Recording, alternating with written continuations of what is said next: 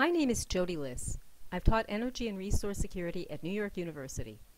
I've worked as a consultant on issues of oil, gas, and mining for the World Bank and the United Nations.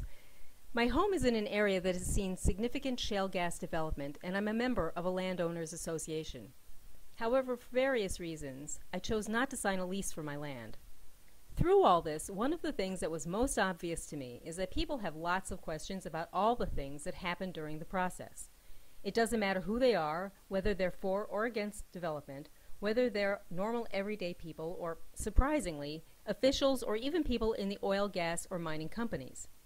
It's especially important to have this information if your area, like mine, is facing the question of whether or not to allow drilling or digging, or if it's happening, how to make the process run as well as possible with as little damage as possible. But lots of people just want to know more. It's a really important issue right now.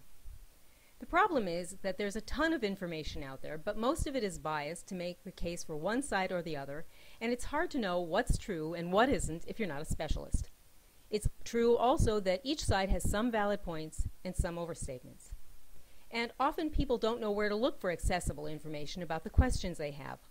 A lot of information is very hard to find, scientific, technical, or out of context. It can be very confusing to the person who most needs straight answers. So I'm building a digital library, EI Academy, Extractive Industries Academy, to answer the questions that people have about oil, gas, or mining.